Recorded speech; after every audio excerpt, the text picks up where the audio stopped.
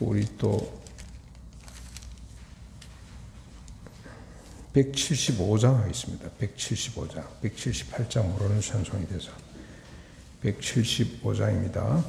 신랑 되신 예수께서 다시 오실 때 등불 들고 나갈 준비 됐느냐. 그날 밤에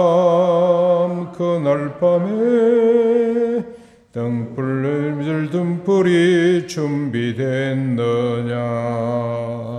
예비하라.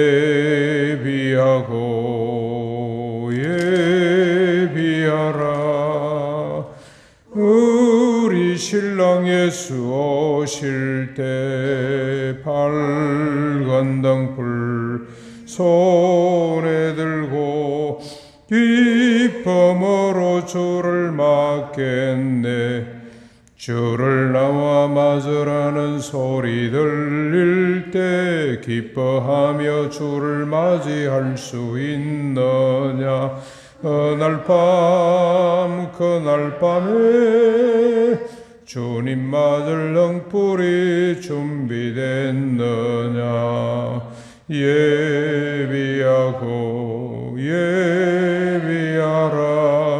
우리 신랑 예수 오실 때 밝은 등불 손에 들고 기쁨으로 주를 맞겠네.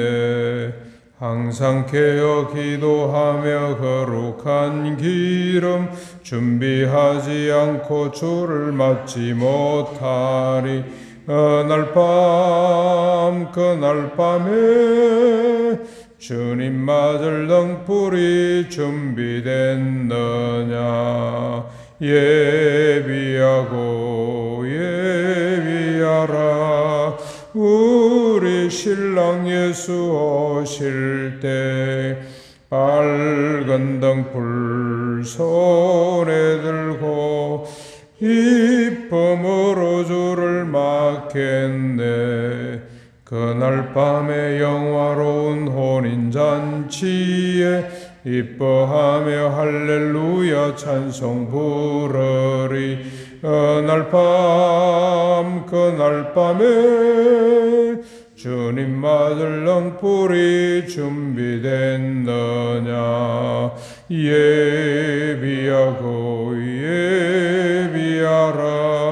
우리 신랑 예수 오실 때 밝은 등불 손에 들고 기쁨으로 주를 맞겠네. 아멘. 하늘에 계신 우리 아버지여, 이름이 거룩히 여김을 받으시오며 나라가 임하옵시며 뜻이 하늘에서 이루어진 것 같이 땅에서도 이루어지어다. 오늘날 우리에게 일용할 양식을 주시옵고 우리가 우리에게 죄 지은 자를 사하여 준 것 같이 우리 죄를 사하여 주시옵고 우리를 시험에 들게 하지 마시옵고 다만 악에서 구하옵소서. 내게 나라와 권세와 영광이 아버지께 영원히 싸움나이다. 아멘. 오늘 아침 하나님 말씀 고린도후서 9장입니다. 고린도후서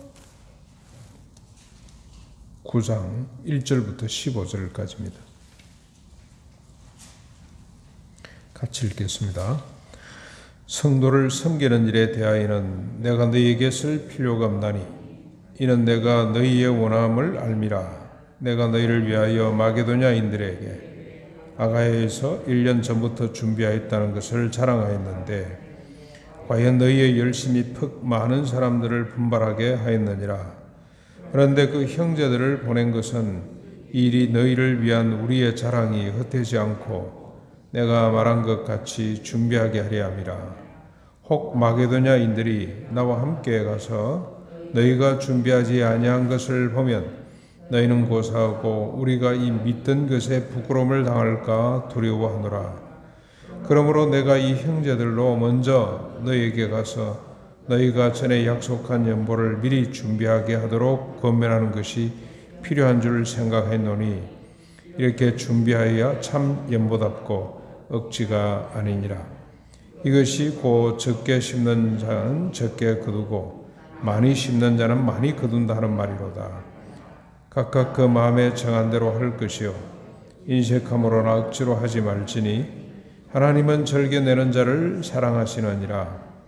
하나님이 능히 모든 은혜를 너희에게 넘치게 하시나니 이는 너희로 모든 일에 항상 모든 것이 넉넉하여 모든 착한 일을 넘치게 하게 하려 하십니다. 기록된 바 그가 흩어 가난한 자들에게 주었으니 그의 의가 영원토록 있느니라 함과 같으니라. 심는 자에게 씨와 먹을 양식을 주시는 이가 너희 심을 것을 주사 풍성하게 하시고 너희 의의 열매를 다하게 하시리니 너희가 모든 일에 넉넉하여 너그럽게 연보를 하면 그들이 우리로 말미암아 하나님께 감사하게 하는 것이라.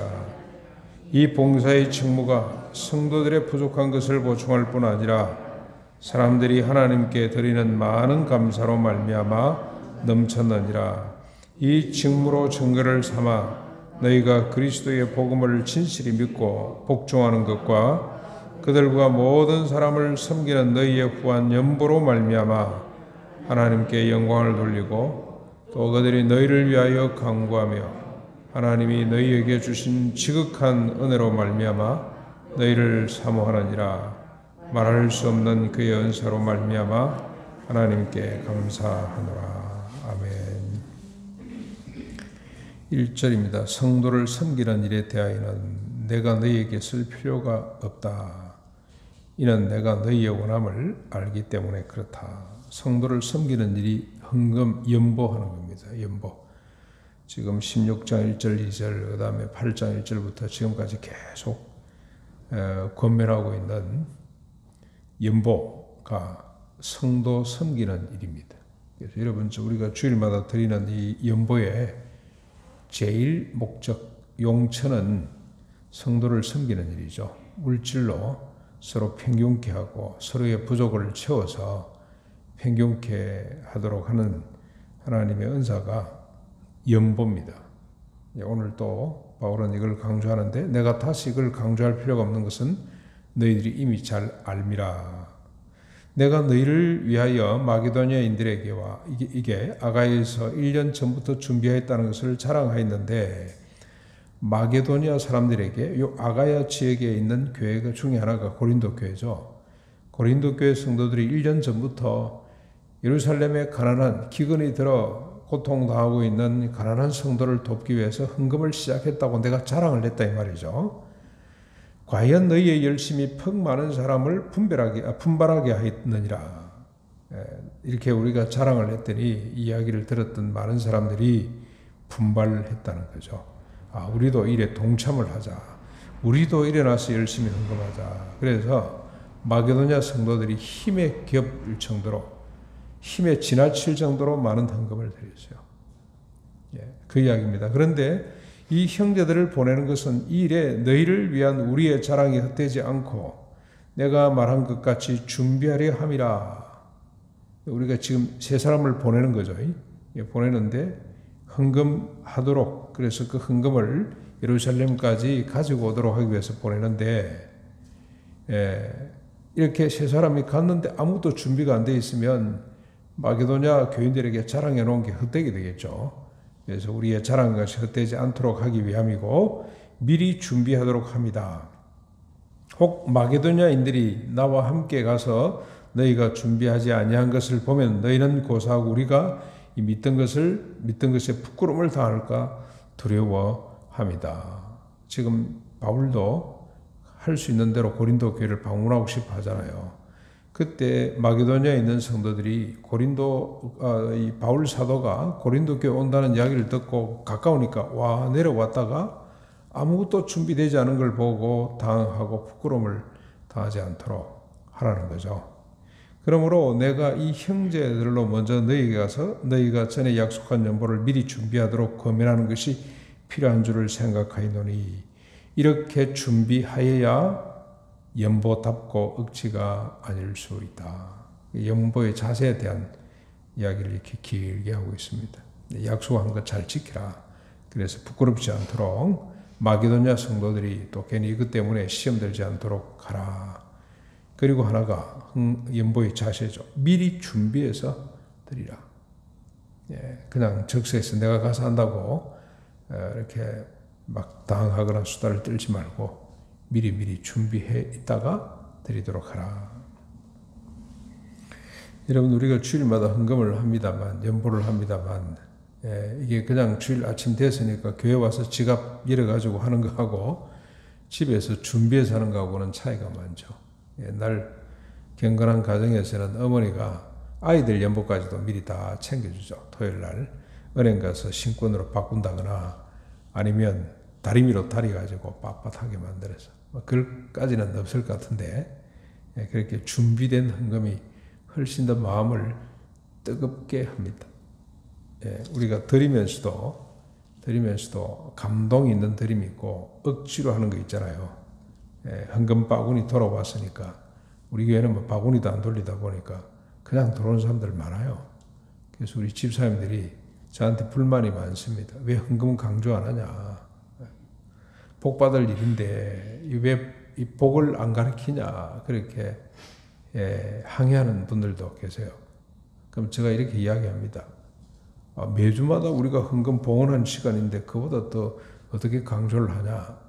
제가 이제 이번에 요 8장 9장 이건 배우고 있습니다. 그래, 우리 헌금 설교 한번 해보자. 여러분, 준비되어야 됩니다. 준비. 토요일 정도까지는 우리가 다 준비해 놓고 드릴 때 훨씬 더 하나님이 기뻐하시고, 그리고 연보답습니다. 억지가 되지 않을 수가 있습니다. 6절, 자, 이제 우리 연보에 대한 설득이죠. 연보의 축복, 연보의 복이 어떤 거냐? 이것이 곧 적게 심는 자는 적게 거두고 많이 심는 자는 많이 거둔다 하는 말이라. 여러분, 예수님도 보물을 땅에 쌓아두지 말고 천국에 쌓아두라 그랬죠. 천국이 어디입니까? 결국 나눠주는 게 천국입니다. 천국은 네 마음속에 있고 이미 시작됐어요.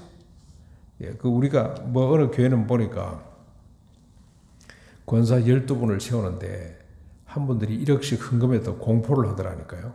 1억씩, 그럼 12억이죠. 전체는 40억 정도 들여가지고 파이프 오르간을, 대한민국에서 아마 제일 클 겁니다. 예술의 전당에도 그렇게 좋은 파이프 오르간이 없습니다. 만들었는데 그 목사님이 아주 지혜로운 분이라 특별 주문을 해가지고 이 파이프 오르간 가운데 툭 뭘 하나 선반을 만들어 놨어요. 그건 뭐 제작하는 사람들이 만들면 되니까 이제 하나 붙여놓은 거죠. 뭐 하는 거냐? 그 헌금을 올려요. 헌금 바구니 쫙 한 50개 정도 들어오잖아요. 그 중에 하나를 선택해서 그 위에 딱 올려놓고 뒷걸음질 치웁니다. 그러면 파이프란 연주가 팍 나옵니다.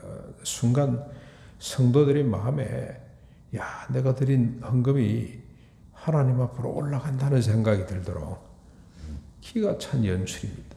근데 그 아들이 세습에서 그게 목사가 되어 있는데 이 아들도 역시 자기 아버지한테 배운 대로 하고 있어요. 최근에 한번, 요즘은 녹화 다 돼서 이 방송을 내주니까 그렇게 멋있게 하고 있습니다. 올라가는 거 아닙니다. 우리가 드린 헌금은 하나님께 올라가는 것이 아니고 옆으로 퍼져가야 됩니다. 올라가면 큰일 납니다. 하나님은 돈이 없어서 우리한테 돈 요구하시는 분 아니에요. 착각하면 안 됩니다. 하나님이 원하시는 것은 이 헌금이 가난한 사람들에게 흘러가는 그것이 하나님의 뜻입니다. 그게 헌금의 목적이에요. 그런데 하나님은 그 헌금을 심는다 그랬어요. 심는다. 심는 대로 거두는 겁니다. 여러분, 옛날 김용기 장로한테 제가 배운 게 많은데 그 중에 하나가 어리석은 농부와 지혜로운 농부의 차이가 뭐냐 저한테 물어보는데 답을 뭐 할 수가 있습니까? 부지런한 농부요? 그랬더니 부지런한 거는 얼마건 별로 그 농사를 지어보면 별로 중요한 게 아니에요. 농부들 씨 뿌리고 뭐 밭가라가 씨 뿌리고 나면 저절로 자라는 거잖아요. 어리석은 농부는 씨를 아끼는 거예요. 씨. 종자를 아껴요. 한 뿌리고 나면 아까워가지고 절 줄 모르고 그 다음에 그게 이제 안 나면 그냥 실롱했다 그러고 절망하고 그러는데 지혜로운 농부는 종자를 아끼지 않아요. 안 나면 또 뿌려요. 또 뿌리고 그러다가 비가 적절하게 왔을 때 그때 와 하고 싹이 나는 겁니다. 예, 어리석은 농부와 지혜로운 농부의 차이.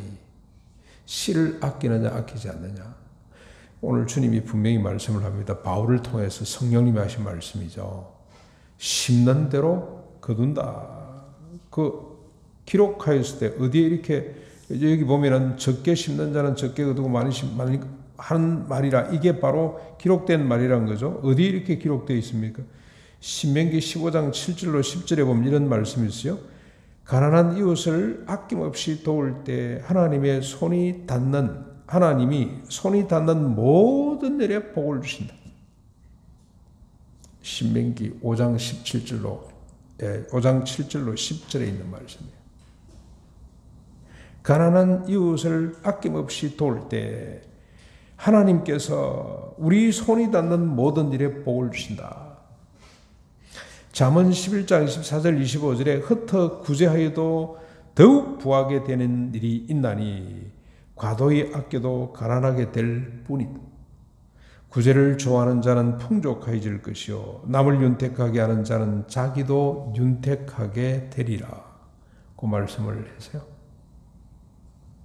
물질뿐만이 아닙니다. 남을 용서하는 자가 자기도 용서받을 수가 있고요. 남을 위해서 헌신하고 수고하는 것만큼 기쁨이 자기한테 배가 돼요. 배.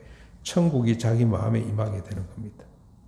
예수님은 천국이 여기 있다 저기 있다 그래도 미혹받지 말아라 그랬죠. 왜 그랬습니까? 천국은 여기 저기 있는 것이 아니고 어디 있다 그랬습니까? 자기 마음 속에 있어요. 우리가 하나님 말씀대로 살면 천국이 내 마음 속에 임하게 되는 겁니다. 예. 오늘 분명히 적게 심는 자는 적게 거두고 헌금입니다. 연보입니다. 많이 심는 자는 많이 거둔다. 근데 연보 가지고 딴짓하면 안 됩니다. 우리가.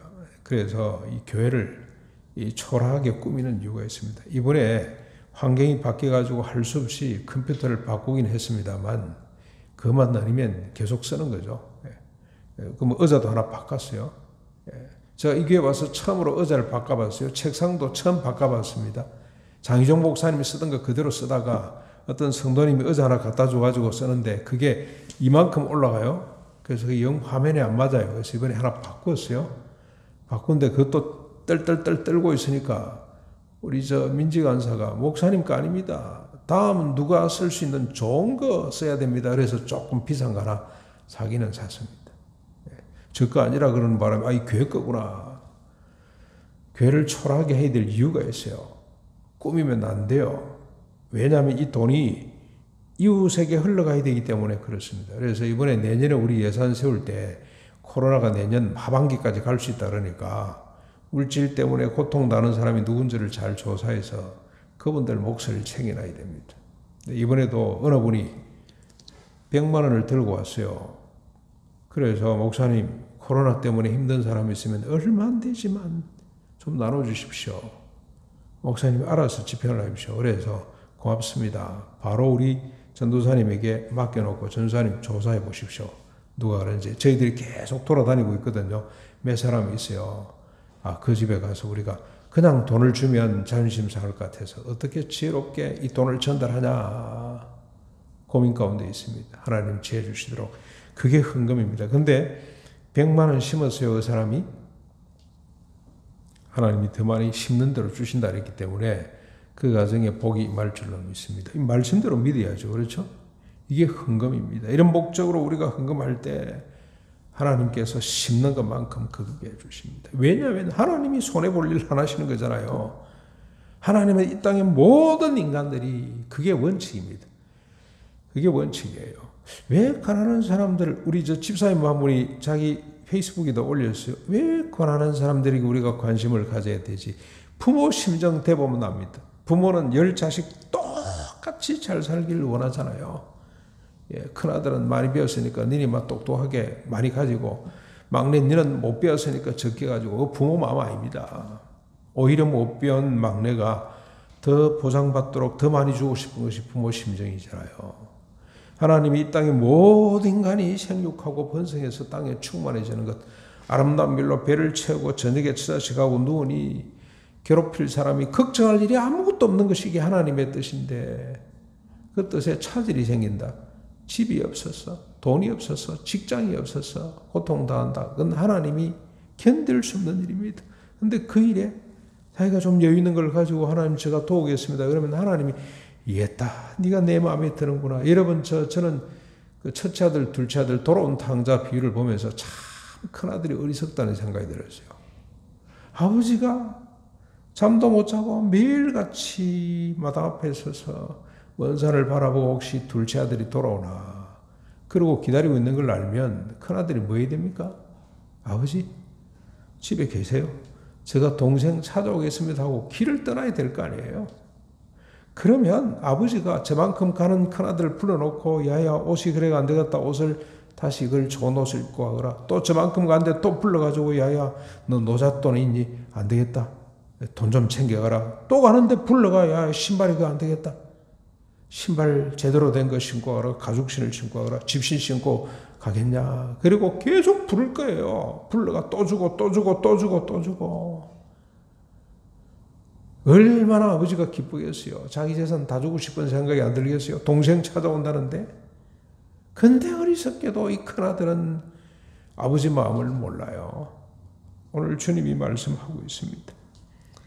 성도를 돕는 헌금의 연보에 심는 대로 거두게 해주신다. 많이 심는 자는 많이 거두고 적게 심는 자는 적게 거둔다.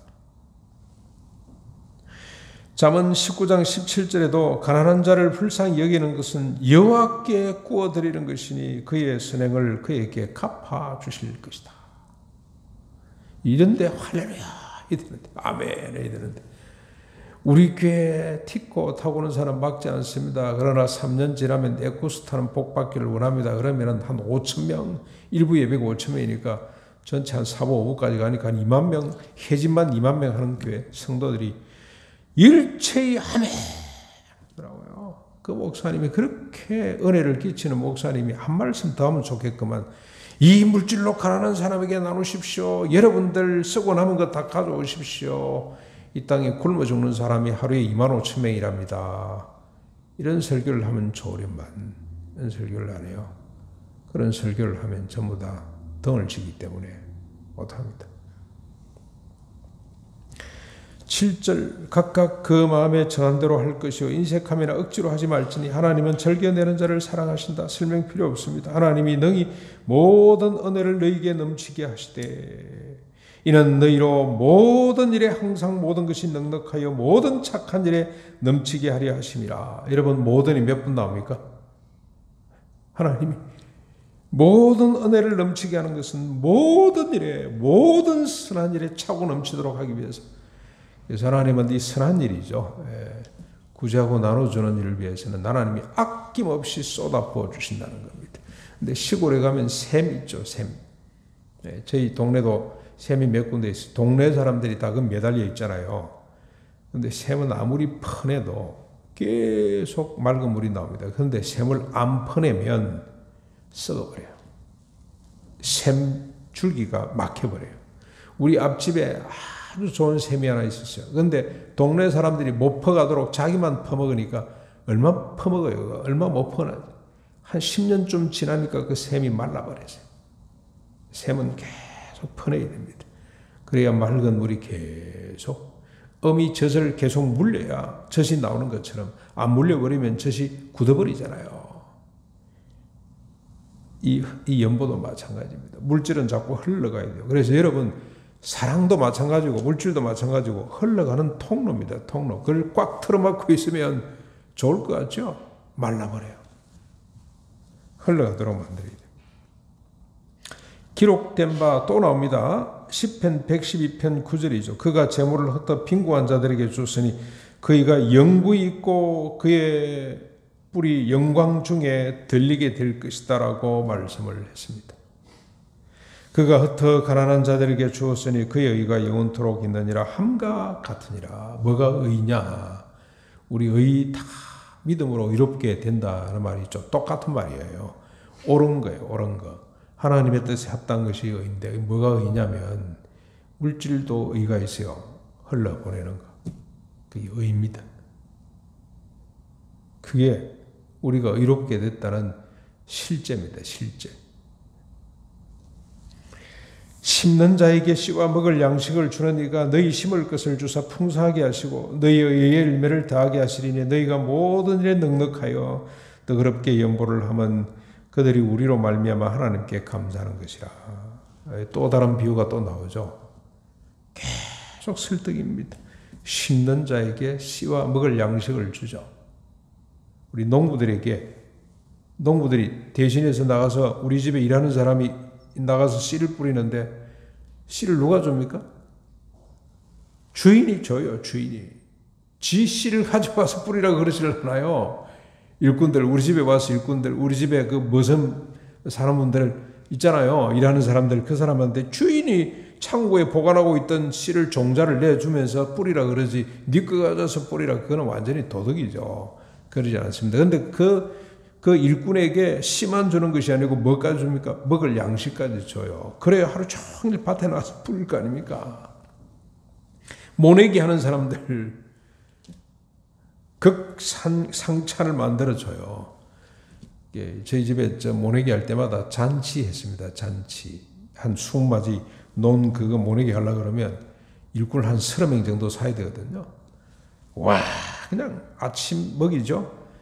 전심 전에 새참 갖다 주죠. 전심은 그냥 완전히 잔치죠. 소국국 끓여가지고 돼지고기국 끓여가지고 그 다음에 또 새참 주죠. 저녁까지 먹여가지고 보내야 돼요. 그래야 다음에 또 부르면 오기 때문에.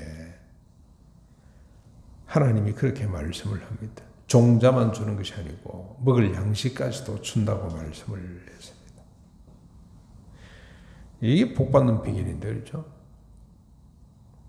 복의 매뉴얼인데. 12절 이 봉사의 칭부가, 근데 이건 어떻습니까? 이렇게 우리가 열심히 연보를 하면 연보를 받은 사람들이, 혜택을 받은 사람들이 하나님께 감사하게 됩니다. 우리로 말미암아 하나님께 감사하는 일이 벌어지는 겁니다. 11절 이 봉사의 칭부가 성도들의 부족한 것을 보충할 뿐만이 아니라 사람들이 하나님께 드리는 많은 감사로 말미암아 넘쳤느니라. 사람들의 필요만 보충하는 것이 아니고 사람들 사이에 큰 감사가, 찬양이 발생하도록 한다. 하나님을 예배하는 일이, 하나님께 감사하는 일이 펼쳐지도록 하는 겁니다. 얼마나 영광스럽습니까? 이 땅으로 하여금 하나님을 찬양하도록 하는 일이 벌어지는 거죠. 이 증거로 증거를 삼아 너희가 그리스도의 복음을 진실히 믿고 복종하는 것과 그들과 모든 사람을 섬기는 너희의 후한 연보로 말미암아 하나님께 영광을 돌리고 또 그들이 너희를 위하여 간구하며 하나님이 너희에게 주신 지극한 은혜로 말미암아 너희를 사모하느니라. 하나님께 감사만 있는 것이 아니고 뭐까지도 따라옵니까? 헌금해 준 사람들을 사모하게 된다 이 말이죠. 사모하게 된다. 여러분 이번에 100만 원 제가 전달을 했습니다만 자, 이 위에 처음 와서 얼마 되지 않아서 3천만 원 전달해 본 적도 있어요. 어느 분이 3천만 원 들고 와서 3천만 원. 이거 목사님, 헌금하시라고 그랬더니 헌금이 아니고 목사님이 알아서라고. 근데 제가 그 돈 받으면 안 돼요. 그러면 이걸 우리가 이게 다른 사람들에게 나눠주는 은사라고 생각을 하고 내가 받는데 바로 요 일에 특별한 한 분을 세울 테니 당신이 인정하겠냐. 그렇게 하시라고. 그래서 우리 교회 가장 재정에 투명한, 가장 관리를 잘할 수 있는 집사님 한 분을 세워서 당신이 알아서 처리하시고 이분에게 한 달에 한 번쯤 이렇게 집행됐다고만 이야기를 하십시오. 그래서 그분이 한 3년 정도 관리를 했습니다. 3년. 투명하게 해야 돼요. 제가 집에 혼자 사면 안 돼요. 반드시 한 사람을 세워서 그 사람이 감당하도록 해줘야 됩니다. 얼마나 귀한 일을 많이 했는지 모릅니다. 그분이 이름도 빛도 없이 몰래 저한테 하고 그다음에 그분에게 하고 두 사람한테만 복을 하고 3년 동안. 근데 여러분 그런 돈을 잘못 처리하면요 나중에 큰 시험 듭니다. 투명하게 안 하면. 그거 목사님한테 준 거 아니고 교회 준 건데 왜 목사가 썼냐 그러고 이래놓으면요 나중에는 큰 시험에 들어요 교회가. 그래서 조그마한 거라도 투명하게 모든 걸 같이 공유하고. 그래서 혹시 장례식이나 뭐 이래 가서 뭐 조금 봉투 하나 주면 혼자서 가지고 있으면 안 돼요.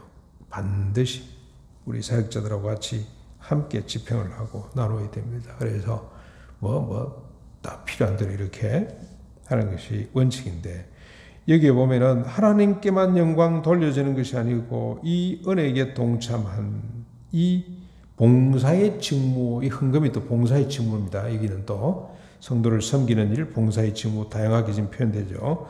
이 일에 참여했던 사람들마저도 사모함의 대상이 될 수가 있습니다. 저는 평생에 이렇게 나눈 사람들 잊을 수가 없어요.